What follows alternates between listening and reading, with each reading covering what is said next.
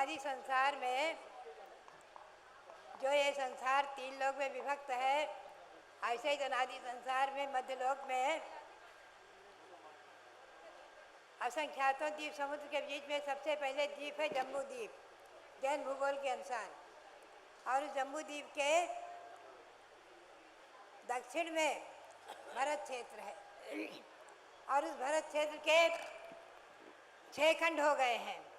उसमें आर्य खंड में बीचों बीच में शाश्वत जन्मभूमि अयोध्या है। इसमें अनादिकाल से लेकर आज तक अनंत अनंत तीर्थंकर भगवान जन्म ले चुके हैं और आगे भी लेते जाएंगे। ऐसा त्रिलोकसार, त्रिलोकपणति आदि ग्रंथों में आया है। हमेशा हमेशा प्रलय काल आता है, जब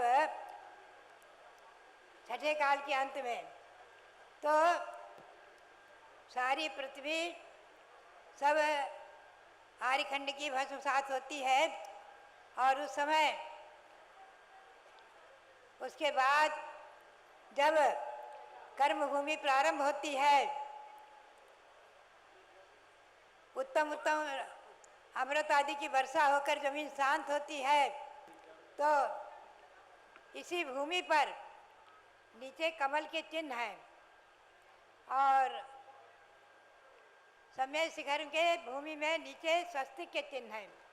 उन चिन्हों के नीचे ही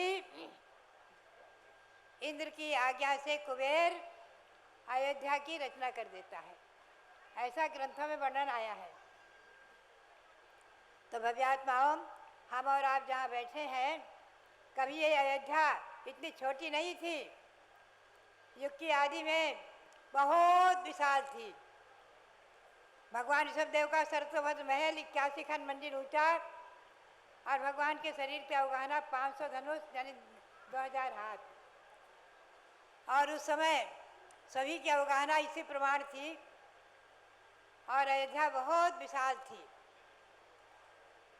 आगे जैसा कि वर्णन है तत्तार सूत्र में कि भरत और ऐरावत में षटकाल परिवर्तन से वृद्धि ह्रास होता है, तो भूमि में भी वृद्धि ह्रास माना गया है।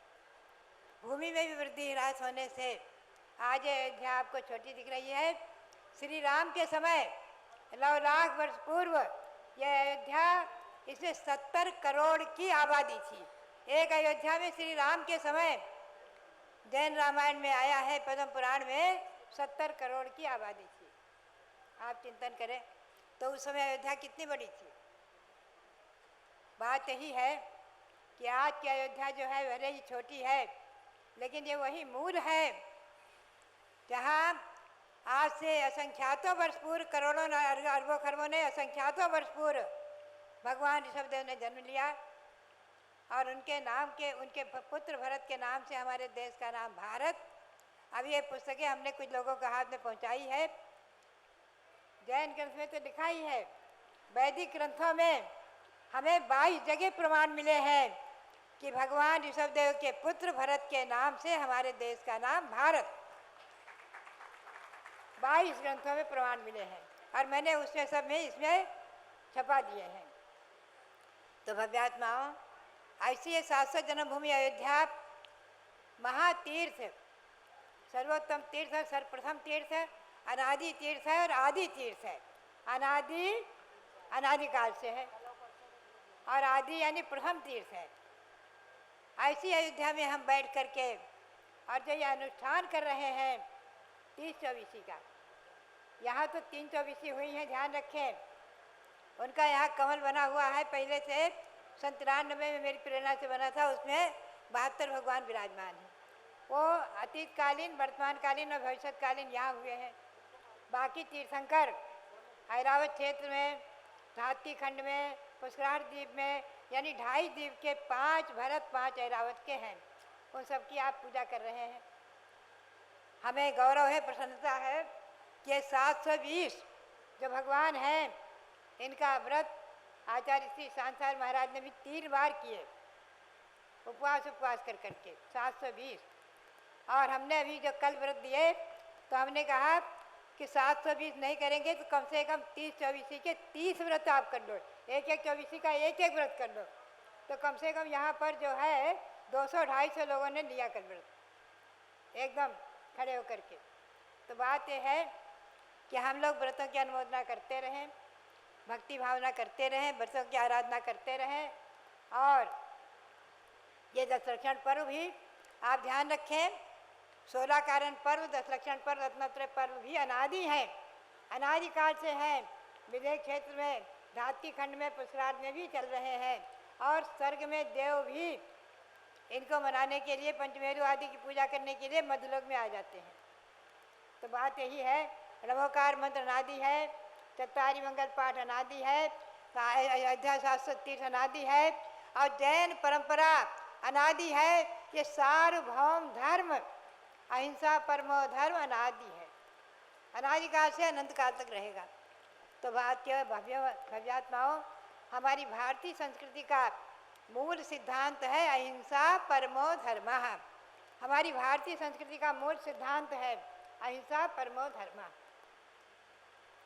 आज हम देखते हैं कि हमारे न्यायाधीश, न्यायमूर्ति, ये इन लोगों को सब अनुभव है, न जाने कितने न्याय करते हैं लोगों के साथ। लेकिन सबसे बड़ी चीज़ ये है कि सबसे बड़ा ये धर्म का न्याय के साथ साथ अपनी संस्कृति का, भारतीय संस्कृति का, अपने धर्म का संरक्षण करते हैं।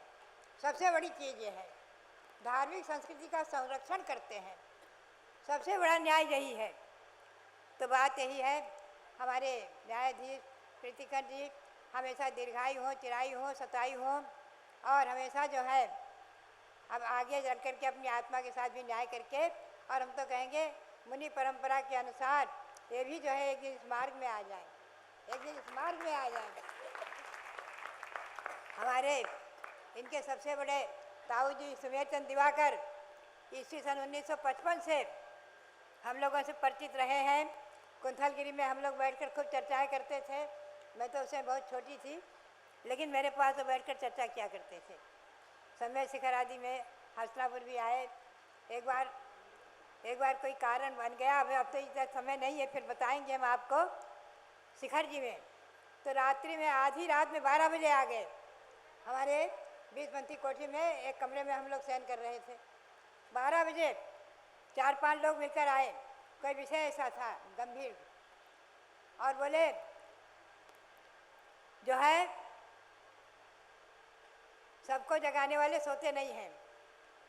तो वास्तव में हम लोगों की नींद हल्की रहती, छट से उठ कर बैठ गए, क्या बात है, विषय लेकर आए थे, उसका निर्णय खैर हुआ। वो तो बहुत लंबी चौड़ी बात है, कभी हम सुनाएंगे। तो बात यही है कि हमारे सुमेरचंद दिवाकर जी, हम लोग कहते हैं कि दिवाकर, इनके साथ जो दिवाकर शब्द लगा हुआ है, दिवाकर का अर्थ क्या है? दिवाकर का अर्थ क्या है? सूर्य। दिवाकर का अर्थ है सूर्य।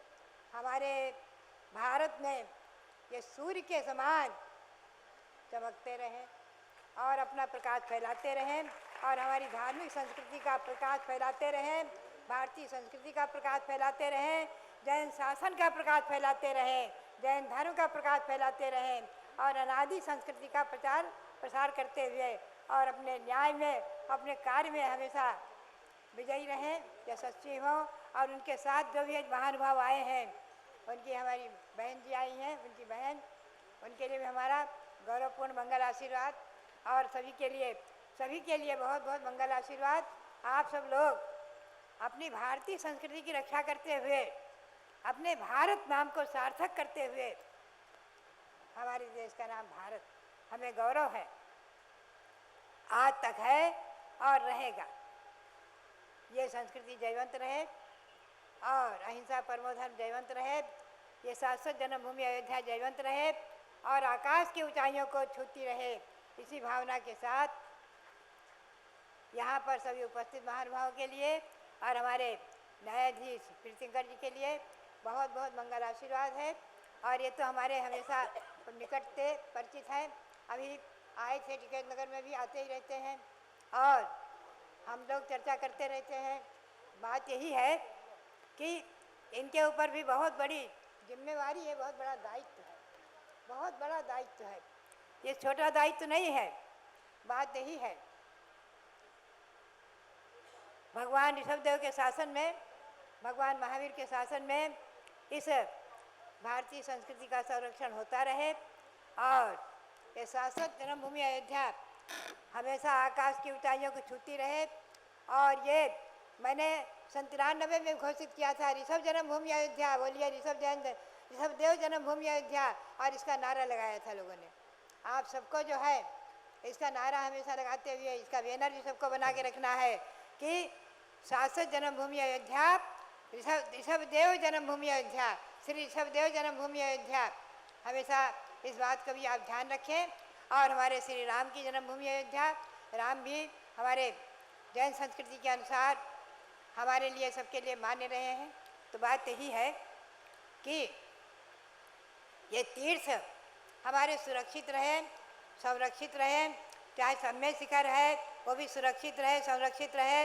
हमारा प्रयाग है, जब हमें मालूम हुआ, यहीं पर मैंने 97 में पढ़ा था, प्रकृष्टो वा कृत त्यागा प्रयागस्तेन कीर्तिता, जहाँ पर भगवान ने प्रकृष्ट त्याग किया, बटवृक्ष के नीचे जनेश्वरी दीक्षा ली, उसी का नाम प्रयाग हो गया, उसी उद्यान का नाम प्रयाग हो गया। तब से मैंने प्रयाग में तीर्थ बनाने का भाव व्यक्त किया। हमारे रविंद्र कीर्ति जी ने और हमारे तिलक मोती सागर जी जो प्रसिद्ध प्रसाद जी थे, उन लोगों ने मिलकर के प्रयाग को भी तीर्थ बनाया है। और बात यही है, उसके पहले प्रयाग में बटवृक्ष के नीचे भगवान ऋषभदेव के चरण विराजमान थे और हम स्वयं उनके दर्शन करके आए हैं, हमने भी उनके दर्शन किए हैं। बटवृक्ष के नीचे भगवान ऋषभदेव के चरण थे और बहुत पुराने थे, बहुत प्राचीन थे। और बराबर वहाँ जैन लोग जो है अक्षय तृतीया को जाकर पूजा करते थे, भक्तावर का पाठ करते थे। ये परंपरा रही है। अब आज इस समय आज की तारीख में है कि नहीं कौन जाने। तो बात यही है कि भगवान ऋषभदेव ने प्रयाग में वटवृक्ष में नीचे दीक्षा ली, यह हमारा तीर्थ बन गया। तो बात यही है, कैलाश पर्वत से निर्वाण को प्राप्त किया, कैलाश पर्वत पूज्य बन गया। तो ऐसे तीर्थंकर भगवंतों की जन्मभूमि हमेशा जयवंत रहे। और आप लोग जो है ऐसी भूमि में बैठकर साथ से पुण्य का उपार्जन करते रहें। और ये अभिषेक आज अष्टमी है, मेघमाला व्रत का 1008 कलशों से अभिषेक होगा। 1008 कट्टे सजे हुए रखे हुए हैं और हमारे प्रीतिकर जी भी अभिषेक करेंगे, आप लोग भी अभिषेक करेंगे। और अभिषेक करके पुनः वापस आकर पुनः यहाँ पूजा करेंगे। और ये सब कार्यक्रम सानध्य निर्विघ्न धर्म प्रभावना के साथ संपन्न होते रहें। और आप लोग जो है इस शाश्वत जन्मभूमि में बैठकर महान पुण्य का संपादन करते रहो। ये पुण्य आपका मोक्ष जाने तक, आत्मा को परमात्मा बनाने तक काम आएगा। यही पुण्य मोक्ष प्राप्त करने तक आपके साथ आएगा। इसी भावना के साथ पुनः भगवंतों के चरणों में अनंत अनंत बार नमन करते हुए यहाँ पर 30 मंडल बने हैं, 30 भगवान विराजमान हैं। एक एक चौबीसी के 30 चौबीसी के एक एक प्रतिनिधि प्रथम तीर्थंकर विराजमान किए हैं। प्रथम तीर्थंकर का उनका अब पंचा कल्याणक हुआ था, उनको विराजमान किए हैं। क्योंकि 30 चौबीसी यहाँ लाना संभव नहीं था, एक मंदिर में विराजमान है, आपको दर्शन कराएंगे। 30 चौबीसी भी यहाँ रत्नों के विराजमान हैं, उनके दर्शन भी सब लोग करते हैं। 30 चौबीसी के 720 भगवान विराजमान हैं रत्नों के। तो बात यही है कि ये जैन शासन और तीर्थंकरों की परंपरा और भारतीय संस्कृति हमेशा, और हमारे श्री राम की परंपरा, इक्ष्वाकु वंश की परंपरा हमेशा जयवंत रहे। इसी भावना के साथ पुनः पुनः भगवंतों के चरणों में अनंत अनंत बार नमन करते हुए और सबके लिए पुनः पुनः बहुत बहुत मंगलाचरण। बोलिए भारत गौर दिव्य शक्ति गणिनी प्रमुख श्री ज्ञानमती माता जी की जय। चलो भाई। और अब हमारे बीच में हम अपने दिवाकर जी के भी विचार सुनेंगे। पूज्य माता जी के मन की एक ही भावना रहती है कि ये जो अयोध्या नगरी है ये शाश्वत तीर्थंकर जन्मभूमि है। जिस प्रकार समय शिखर जी है शाश्वत तीर्थंकर निर्वाण भूमि, उसी प्रकार ये शाश्वत तीर्थंकर जन्मभूमि है जहाँ पर हर काल में तीर्थंकरों का यानी जैन भगवंतों का जन्म होता है। तो जिस प्रकार आज शासन प्रशासन के द्वारा इस अयोध्या को एक सूर्य के समान ऊंचाइयां पहुंचाई जा रही है, प्रकाशित किया जा रहा है, उसमें दिवाकर जी हों, हमारे एसएसपी साहब हों, जज साहब हों या नीचे डीएम साहब हों, जो भी शासन प्रशासन के हमारे सभी वरिष्ठ दिग्गज हैं, उन सबके प्रति एक ही मंगल भावना। माता तीर्थंकर युगादि में भगवान ऋषभदेव यहाँ जन्म लिए हैं और युग की आदि का मतलब 1 करोड़ में 1 करोड़ का गुणा कर दें, उसको बोलते हैं 1 कोड़ा कोടി वर्ष। इतने वर्ष पहले भगवान ऋषभदेव का जन्म हुआ है यहाँ पर। ये हमारे आज के नहीं 2000-2500 साल पुराने ग्रंथों में उल्लेख मिलता है। तो भारतीय संस्कृति में जैन संस्कृति एक अमूल्य अभिन्न हिस्सा है और जैन संस्कृति का जिस प्रकार से हमारे भारत में भारतीय संस्कृति में योगदान है, उसका सम्मिलन है, तो उसके अनुसार अयोध्या के विकास में जैन संस्कृति के विकास को भी, इसके महत्व को भी अवश्य ध्यान देकर के शासन प्रशासन इसको भी अच्छे से उजागर करे, प्रचारित करे, प्रसारित करे।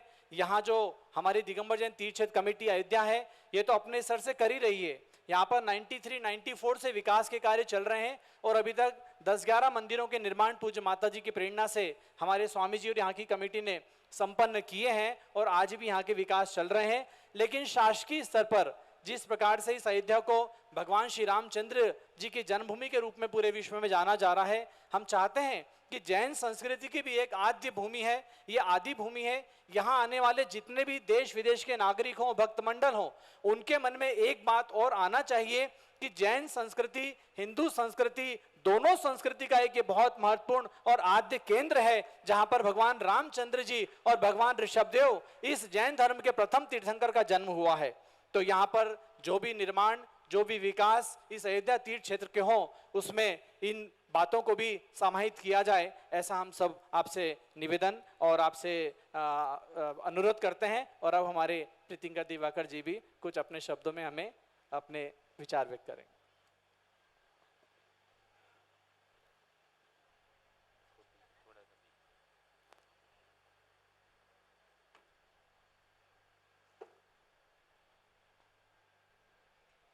परम पूज्य सभी माता जी, स्वामी जी, देवियों एवं सज्जनों,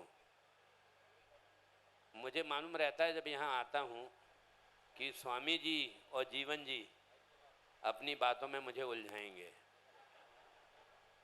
माता जी जिस मंच पर बैठी हों, इतना अद्भुत सरस्वती का मेल मंच पर उपस्थित है और तब मुझसे कहना 2 शब्द मुझे बड़ा अजीब लगता है। उसका कारण है कि मैं जिस परिवार से आता हूँ, जहाँ सुमेर चंद जी दिवाकर, ज्ञान चंद जी दिवाकर, शांतिलाल जी दिवाकर, मेरे पिताजी स्वर्गीय श्री सुशील चंद जी दिवाकर, श्रेयांश कुमार दिवाकर, अभिनंदन कुमार दिवाकर मेरे काका जो अभी हैं, एवं सन्मत दिवाकर, और उसके बाद मेरे बड़े भ्राता श्री ऋषभ कुमार जी दिवाकर। ऐसे मेरे खानदान में भगवान ने बड़े अच्छे लोगों को जन्म दिया और ऐसे खानदान का मैं एक अंग हूँ, इसका मुझे हमेशा गर्व होता है। लेकिन यह भी जानता हूँ कि उनके नाम को मैं, उनके नाम की फसल मैं यह काट रहा हूँ और जिसके कारण मुझे इतना सम्मान मिलता है। इस सम्मान को स्वीकार करता हूँ, लेकिन सिर्फ इतना कहूँगा, ये एक इत्तेफाक है कि जिनसी ने मुझे यह पद दिया। अदरवाइज़ ऐसे बहुत से लोग होते हैं जो मुझसे भी ज़्यादा योग्य होंगे, वो इस पद से वंचित रह जाते हैं।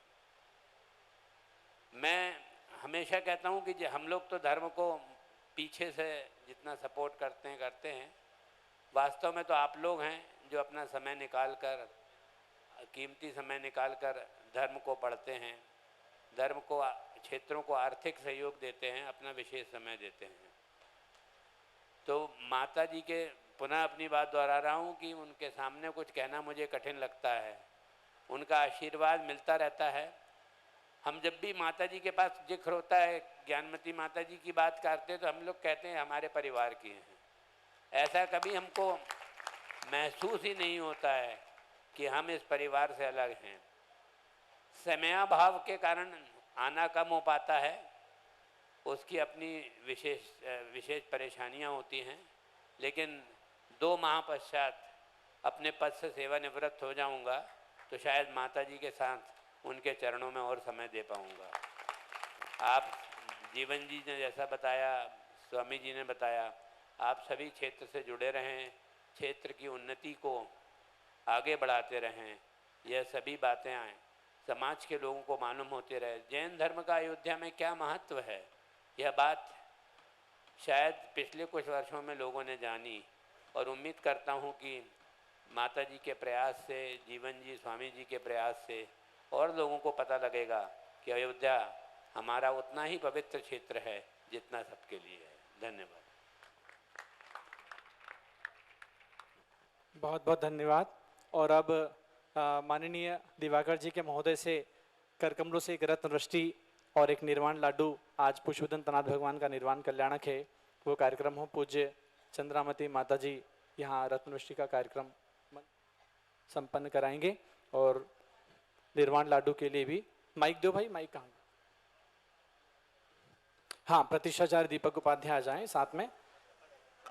आइए प्रतिष्ठाचार्य दीपक जी, जो 150 लोगों को दक्षिण भारत से, कर्नाटक और महाराष्ट्र से लेकर अयोध्या में 15 दिन के लिए पधारे हैं, तो ऐसे दीपक जी कराइएगा रत्नवृष्टि। ओम ह्रीम अयोध्या तीर्थे 30-24 मंडल पूजा मध्ये हे धन कुबेर आगच्छ आगच्छ रत्नवृष्टिम कुरु कुरु स्वाहा। बोलिए ऋषभदेव भगवान की जय। और इसके साथ में एक निर्वाण लाडू आज भगवान पुष्पदंत नाथ भगवान अट्ठावयम्य सहो चंपाये वासुपूज्य जिननाहो उज्जन्ते नेमि जिणो पावाये निबुधो महावीरो बीसंतु जिणवरिंदा हमरासुर वंदिदा दुध किलेसा सम्मेदे गिरिशिहरे निवाण गया नमो। संतोष कहाँ गया? संतोष जरा म्यूजिक बजाओ कुछ। ओम ह्रीं भाद्रपद शुक्ला अष्टमी तिथौ सम्मेद शिखर पर्वतात् सिद्ध पद प्राप्त नवम तीर्थंकर पुष्पदंतनाथ भगवान की चरणारविंदे निर्वाण लाडू अर्घ्यम निर्पामीति स्वाहा। बोलिए पुष्पदंतनाथ भगवान की जय। पुष्पदंत प्रभु जी को निर्वाण हो गया, आत्मा परमात्मा भगवान बन गया। पुष्पदंत प्रभु जी को निर्वाण हो गया, आत्मा परमात्मा भगवान बन गया। चलो पुष्पदंतनाथ भगवान की, उनकी जन्मभूमि काकंदी तीर्थ क्षेत्र की, उनकी निर्वाण भूमि सम्मेद शिखर सिद्ध क्षेत्र की जय। ये सर्वे जन सिद्ध सूरनुक्ता से पाठ का साधवा सुत्या योग जनैश्चपन गुरुवा कुर्वन्तु ते मंगलम कुर्वन्तु मे मंगलम। जल का कलश हाथ में ले ले। दूरावनाम्र सुरनाथ किरीट कोटि संलग्न रत्न किरणाच विदूसरांग्रिम प्रस्वेदतापमलमुक्तमपि प्रकृष्टे भक्त्या जले दिनपतिं बहुधा विचिन्ते। ओम ह्रीं श्रीमंतम भगवंतम कृपाल संतम प्रभात परमानंतम आद्यानामादे जम्बूद्वीपे भरतक्षेत्रे आर्गंडे भारत देशे उत्तर प्रदेशे शाश्वती अयोध्या क्षेत्रे 20 संवत 2549 समय मासोत्तम मासे भाद्र मासे शुक्ल पक्षे अष्टमी तिथौ शनिवासरे 10 लक्षण पर्व शुभ अवसरे 16 कारण पर्व शुभ अवसरे पंचमेरु पर्व शुभ अवसरे अष्टमी दिवस शुभ अवसरे भगवान पुष्पदंतनाथ मोक्ष कल्याणक दिवस शुभ अवसरे विधिमाना जले नवसेज्यामि नमोरते स्वाहा। उदक चंदन तांदुल पुष्प कई चर सुदीप सुधूप फलार्घ कई धवल मंगल गान रवा कुले जिन ग्रहे जिन नाथ महाम यजे। ओम ह्रीं श्री जिनेन्द्राय नमः अर्घ्यम निर्वपामीति स्वाहा। दूध का कलश संपूर्ण सारद सदांक मरीच जाल संदेरिवात्म यशसामिव सुप्रवाह क्षीरै जिना सुचितर रविसेंच माना मम चित्त समीतानि। ओम ह्रीं श्रीं क्लीं ऐं वरहं वम मम हम सम तम पम जम जम जीम जीम छीम छीम द्राम द्राम द्रीं द्रीं द्रावे द्रावे नमोरते भगवते श्रीमते दुग्धे नफसेच्यामि नमोरते स्वाहा उदक चंदन तांदुल पुष्प कई चर सुदीप सुधूप फलार्घ कई नवल मंगल गान रवाकुले जिन ग्रहे जिन नाथ महम यजे ओम ह्रीं श्री जिनेन्द्राय नमः अर्घ्यम निर्वपामीति स्वाहा। शांति धारा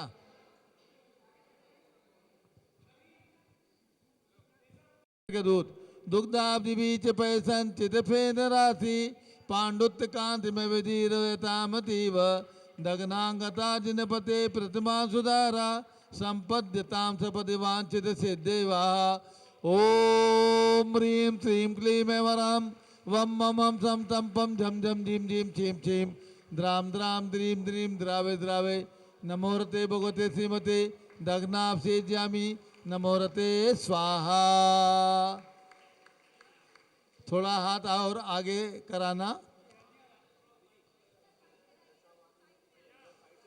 हाँ विजय जीवन प्रकाश जज साहब को थोड़ा सा अपनी जगह लो जहाँ पर हो। हाँ थोड़ा सा साइड। हाँ फोटो आएगा ठीक से। अब शांति धारा प्रारंभ करते हैं। शांति धारा छोटी शांति धारा ओम छोटी शांति धारा। हाँ कोई सर संशुद्ध शुद्धिया परिया विशुद्धिया कर्पूर सम्मिश्रित चंदनेन जिनस्य देवासुर पूजित विलेपनम चारु करोमि भक्त्या यदि चंदन विलेपनम करोमि केसर अभिषेकम करोमि नमोरते स्वाहा। अब शांति धारा ओम नमोरते भगवते श्रीमते प्रक्षिणा से दोष कलमसाय दिव्य तेजो मूर्ति नमासी शांतनाथाय शांति कराय सर्व पाप प्रणाशनाय सर्व विघ्न विनाशनाय सर्व रोगोपसर्व विनाशनाय सर्व प्रकट क्षुद्रोपदो विनाशनाय सब छाम नामर विनाशनाय ओम ह्राम ह्रीं रूम रौम रा श्यावच नमः। गणनी प्रमुख श्री ज्ञान चतुर्भि संघस्य न्यायमूर्ति श्री प्रीतिंकर दिवाकर जी सपरिवार से सर्व शांतिम गुरु गुरु तुष्टिम गुरु गुरु पुष्टिम गुरु गुरु आरोग्य लाभम चा गुरु गुरु बसट स्वाहा। जय बोलो ऋषभ देव भगवान की जय। गणनी प्रमुख ज्ञानमती माता जी की जय। चारि चक्रवर्ती आचार्य शांति सागर महाराज की जय। हाँ अब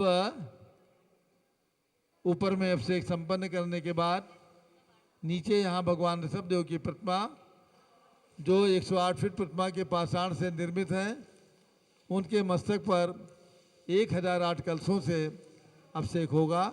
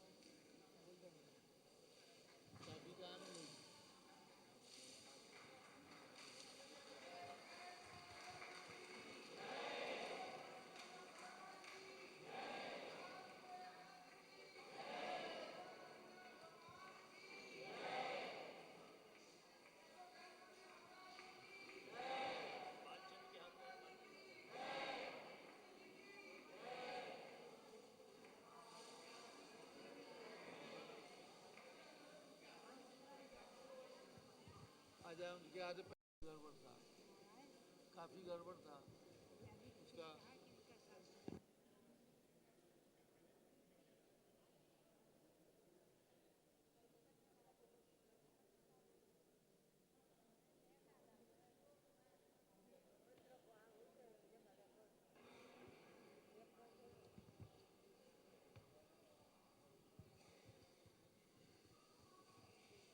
अब आज मेघमाला व्रत आगे से हट जाओ, आगे से हटो सानू। ओम ह्रीं श्रीं क्लीं ऐं वरहं वम मम हम सम तम पम झम झम झीम झीम छीम छीम द्राम द्राम द्रीं द्रीं द्रावे द्रावे नमोरते भगवते श्रीमते जलेन 1008 कलश कलशेन अभिषेकम करोमि। नमोरते स्वाहा। वरम वम मम सम तम पम झम झम झीम झीम छीम छीम द्राम द्राम द्रीम द्रीम द्रावे द्रावे नमोरते भगवते श्रीमते जले नवसेजामि। नमोरते स्वाहा। ओम ह्रीं श्रीं क्लीं ऐं वरं वम मम सम तम पम झम झम झीम झीम छीम छीम द्राम द्राम द्रीम द्रीम द्रावे द्रावे नमोरते भगवते श्रीमते नवदेवताभ्यः जले नवसेजामि। नमोरते स्वाहा। ओम ह्रीं पंचपरमेश्वरेभ्यो नमः। ओम ह्रीं पंचपरमेश्वरेभ्यो नमः। ओम ह्रीं पंचपरमेश्वरेभ्यो नमः। ओम ह्रीं पंचपरमेश्वरेभ्यो नमः। ओम ह्रीं पंचपरमेश्वरेभ्यो नमः। ओम ह्रीं पंचपरमेश्वरेभ्यो नमः। ओम ह्रीं पंचपरमेश्वरेभ्यो नमः। ओम ह्रीं पंचपरमेश्वरेभ्यो नमः। ओम ह्रीं पंचपरमेश्वरेभ्यो नमः। ओम ह्रीं पंचपरमेश्वरेभ्यो नमः। ओम ह्रीं पंचपरमेश्वरेभ्यो नमः। ओम ह्रीं पंचपरमेश्वरेभ्यो नमः। ओम ह्रीं पंचपरमेश्वरेभ्यो नमः। ओम ह्रीं पंचपरमेश्वरेभ्यो नमः। ओम ह्रीं पंचपरमेश्वरेभ्यो नमः। ओम ह्रीं पंचपरमेश्वरेभ्यो नमः। ओम ह्रीं पंचपरमेश्वरेभ्यो नमः। ओम ह्रीं पंचपरमेश्वरेभ्यो नमः। ओम ह्रीं पंचपरमेश्वरेभ्यो नमः। ओम ह्रीं नवदेवताभ्यो नमः। ओम ह्रीं नवदेवताभ्यो नमः। ओम ह्रीं नवदेवताभ्यो नमः। ओम ह्रीं नवदेवताभ्यो नमः। ओम ह्रीं नवदेवताभ्यो नमः। ओम ह्रीं नवदेवताभ्यो नमः। ओम ह्रीं ऋषभदेवाय नमः। ओम ह्रीं श्री ऋषभदेवाय नमः। ओम ह्रीं श्री ऋषभदेवाय नमः। ओम ह्रीं श्री ऋषभदेवाय नमः। ओम ह्रीं श्री ऋषभदेवाय नमः। ओम ह्रीं श्री ऋषभदेवाय नमः। ओम ह्रीं श्री ऋषभदेवाय नमः। ओम ह्रीं श्री ऋषभदेवाय नमः। ओम ह्रीं श्री ऋषभदेवाय नमः। ओम ह्रीं श्री ऋषभदेवाय नमः। ओम ह्रीं पंचपरमेश्वरेभ्यो नमः। ओम ह्रीं नवदेवताभ्यो नमः। ओम ह्रीं पुष्पदन्नाथाय नमः। ओम ह्रीं पुष्पदन्नाथाय नमः। ओम ह्रीं पुष्पदन्नाथाय नमः। ओम ह्रीं पुष्पदन्नाथाय नमः। अब ये नौ देवता की प्रतिमा वहाँ विराजमान कर दो। विजय, ये नौ देवता की प्रतिमा वहाँ रख दो, भगवान के चरणों के पास ले जाओ। और अब सभी महिलाएं और पुरुष अभिषेक कर सकते हैं। एक एक करके आए, लाइन से आए, लाइन से लाइन बना ले, लाइन से आए। पंचपरमेश्वरेभ्यो नमः। ओम ह्रीं पंचपरमेश्वरेभ्यो नमः। ओम ह्रीं पंचपरमेश्वरेभ्यो नमः। ओम ह्रीं पंचपरमेश्वरेभ्यो नमः। ओम ह्रीं पंचपरमेश्वरेभ्यो नमः। ओम ह्रीं पंचपरमेश्वरेभ्यो नमः। ओम ह्रीं पंचपरमेश्वरेभ्यो नमः। ओम ह्रीं पंचपरमेश्वरेभ्यो नमः।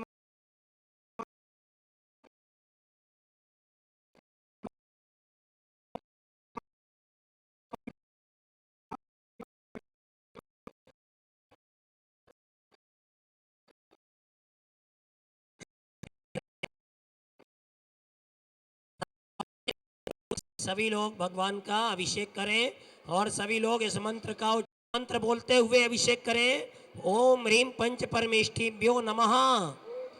ओम ह्रीं पंच परमेष्ठिभ्यो नमः। ओम ह्रीं पंच परमेष्ठिभ्यो नमः। सब लोग